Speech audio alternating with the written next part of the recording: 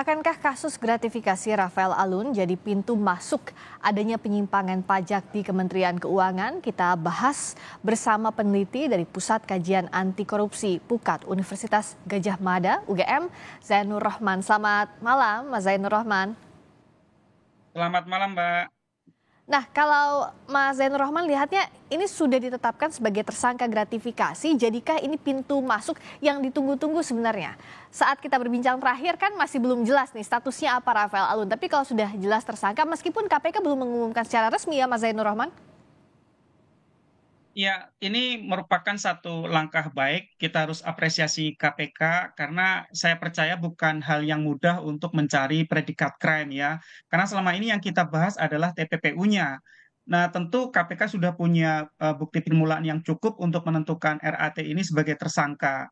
Nah, kalau dilihat dari kejadian perkaranya atau tempus delictinya, waktu kejadian itu kan jangka waktunya sangat lama ya, dari 2012 sampai 2023. Tentu kalau tindak pidana gratifikasi biasanya itu adalah tindak pidana yang hanya diketahui oleh pemberi dan penerima. Ya. Ini bukan sesuatu yang mudah dibuktikan. Nah, ketika KPK sudah mendapatkan dua alat bukti, berarti ini memang KPK sudah firm bahwa tindak pidana korupsinya sudah siap untuk diproses dan nanti saya percaya dan berharap KPK juga akan menggunakan pendekatan TPPU. Nah, kalau tadi pertanyaannya apakah ini bisa menjadi pintu masuk? Harus, bahwa kasus RAT ini harus menjadi pintu masuk untuk menuju kasus-kasus lain.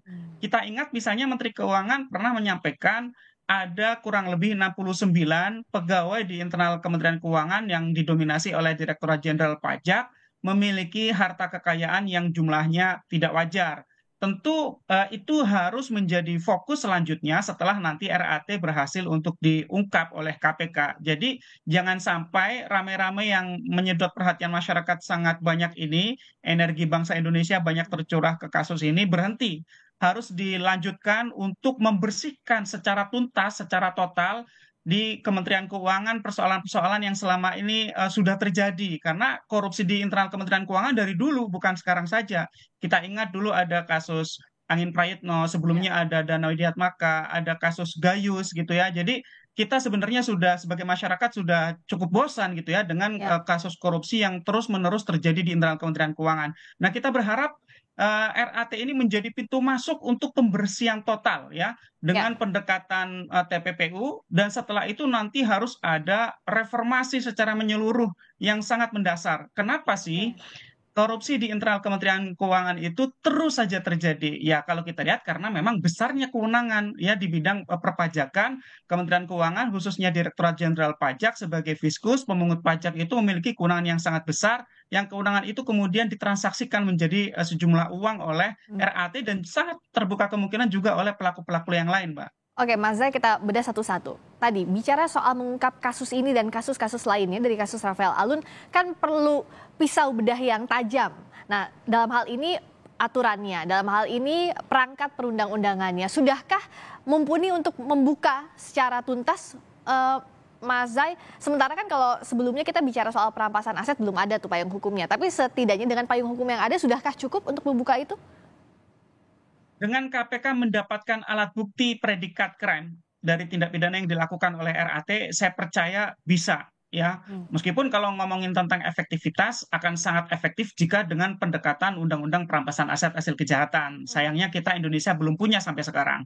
Ya. Nah, kalau KPK sudah punya predikat crime-nya yaitu dugaan gratifikasi yang diterima oleh RAT, maka predikat crime-nya sudah berhasil dipegang oleh KPK, bahkan ini kemudian disidik dulu, pasti kemudian akan ditindaklanjuti dengan undang-undang TPPU. Nah, undang-undang TPPU itu akan sangat efektif untuk tracing ya segala macam bentuk transaksi ya mulai dari penerimaan sampai kemudian upaya untuk menyembunyikan begitu kan, Ya. mengalihkan, mentransfer, menyerupakan dan seterusnya yang bertujuan untuk seolah-olah harta dari hasil kejahatan tersebut adalah harta yang sah. Nah, itu saya lihat memang TPPU adalah instrumen hukum yang cukup efektif yang juga dapat digunakan sebagai instrumen untuk merampas aset hasil kejahatan. Karena pada prinsipnya setiap uang hasil kejahatan itu jangan sampai dinikmati oleh pelaku. Nah, Hmm, dengan ketiadaan undang-undang perampasan aset-aset kejahatan, maka undang-undang TPPU bisa dimaksimalkan. oke. Selama KPK sudah punya predikat kremnya, sudah punya dua alat bukti mengenai dugaan gratifikasi yang dilakukan oleh RAT, maka undang-undang TPPU akan cukup efektif untuk bisa menggulung harta benda yang diduga berasal dari hasil kejahatan dan juga hasil dari hasil-hasil kejahatan. Karena ini kan Iya, hasil kejahatan diduga sudah dari lama begitu ya, betul. kemudian digunakan untuk bisnis dan bisnis itu pasti juga sudah menghasilkan hasil-hasil Mas ekonomi. Zai, Itu pun nanti harus ikut disita, Mbak. kalau sekarang ini kan misalnya penyidik KPK sudah mulai menggeledah dan juga menyita barang mewahnya Rafael Alun begitu. Di situ ada barang, tas mewah dan lain-lain. Nah, ini sudah on the track artinya ya menggunakan TPPU tadi. Karena untuk menggali dari mana asal harta benda itu yang dicurigai hasil dari tindak pidana. Ya, kalau yang disampaikan sejauh ini oleh juru bicara KPK itu memang baru sebatas dugaan undang-undang tindak pidana korupsi dalam hal ini Hmm, adalah gratifikasinya penerimaan itu ya. gratifikasi. Hmm, Ya, tetapi kalau kita lihat polanya pasti KPK akan menggunakan TPPU. Tidak mungkin KPK tidak akan menggunakan TPPU, apalagi dugaan tindak pidananya itu adalah tindak pidana yang dilakukan puluhan tahun ke belakang, sehingga cukup sulit untuk menggunakan pendekatan undang-undang tipikor semata. Justru undang-undang TPPU itu akan lebih efektif, ya akan lebih banyak membantu proses penegakan hukum, apalagi untuk kepentingan perampasan aset-aset kejahatannya.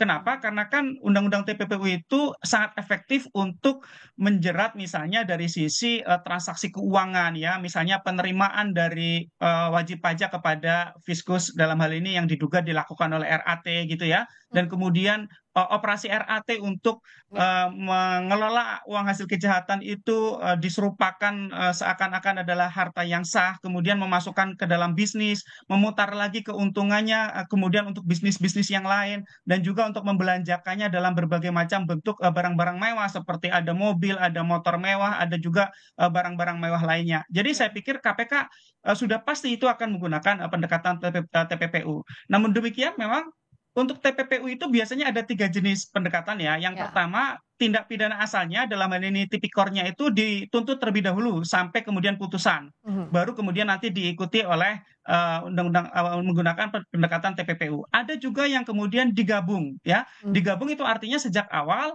sebelum dilakukan penuntutan itu tipikornya disidik, Ya. kemudian TPPU-nya ikut Oke. disidik. Ya, yang ketiga adalah yang tidak dilakukan oleh KPK, yaitu menggunakan TPPU dulu, baru Ya. kemudian tipikornya. Jadi Mhm. KPK menggunakan yang kemudian tipikornya dulu dan kemungkinan nanti akan diikuti dengan TPPU-nya, Mbak. Ya, oke. Dan prinsip follow the money ini diharapkan jadi efektif untuk membongkar terutama dalam tindak pidana pencucian uang. Tapi saat ini yang sedang didalami lebih lanjut soal gratifikasinya dalam kasus Rafael Alun. Terima kasih Mas Zainur Rohman, peneliti dari Pusat Kajian Anti Korupsi PUKAD Universitas Gadjah Mada, telah bergabung di Sapa Indonesia Malam. Selamat malam, Mas Zai. Terima kasih.